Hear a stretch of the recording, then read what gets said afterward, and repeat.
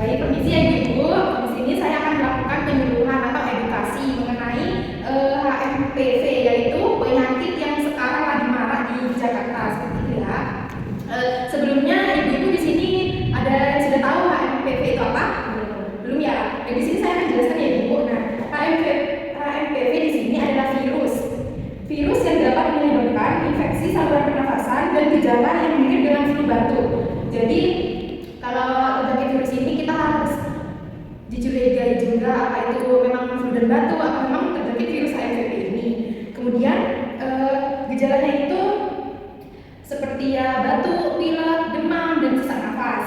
Kemudian penularan virus ini bisa dengan batuk. Misalnya kita kan tidak tahu ya Ibu siapa saja yang tertular.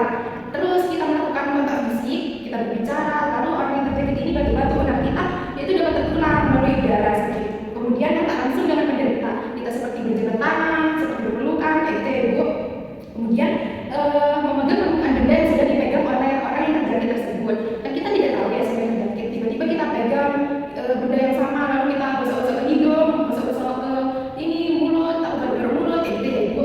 Jadi kita harus waspada.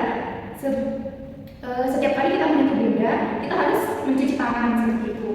Kemudian pencegahan yang dapat dilakukan, menerapkan pola perilaku hidup bersih dan sehat, seperti makan makanan yang bergizi, yang seimbang, buah-buahan, kayak gitu, dan jangan lupa minum vitamin. Kemudian mencuci tangan dengan bersih dengan air mengalir dan sabun.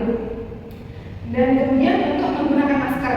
Nah, kita bukan hanya untuk COVID Ibu, kita harus menggunakan masker setiap hari. Juga kita bisa menggunakan masker ketika keluar rumah seperti itu untuk meminimalkan terjangkitnya penyakit kepada kita. Kemudian menjaga jarak. Nah, menjaga jarak di sini bisa kita lakukan jika ada orang yang terlalu dekat berbicara dengan kita agak menjauh Ibu, kayak gitu. Kemudian segera konsultasi ke dokter atau rumah sakit terdekat ketika gejala-gejala yang saya sebutkan tadi muncul seperti batuk, pilek, demam, dan sesak nafas.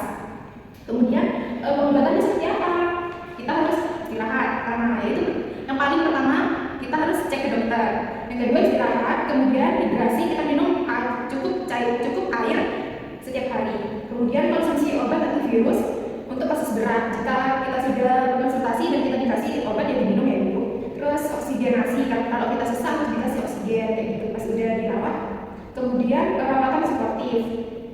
Siapa saja sih yang rentan tertular virus ini? Ada anak-anak di bawah 6 tahun. Jadi kita harus selain menjaga diri kita sendiri, kita juga harus menjaga anak kita seperti itu, karena anak-anak kan imunnya masih belum cukup kuat ya gitu.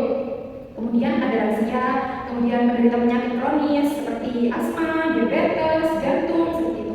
Kemudian penderita sistem imun lemah seperti HIV dan kanker seperti itu Ibu. Ditanyakan Ibu, tanya nggak untuk virus HMPV itu apa sekarang itu kasusnya sudah banyak?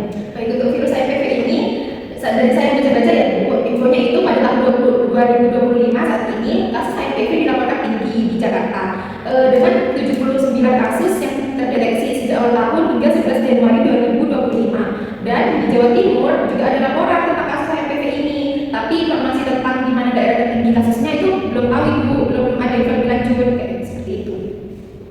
Baik, apa ada yang ditanyakan kembali Ibu? Sudah cukup ya Ibu. Di sini saya sudah selesai untuk menyampaikan edukasi tentang virus HMPV ini. Di sini saya pamit undur diri ya Ibu. Semoga Ibu di sini, Bapak di sini sehat selalu, panjang umur ya Ibu. Jangan lupa kalau bersih dan sehatnya, cuci tangan, jaga jarak, Ibu pakai masker. Baik, kalau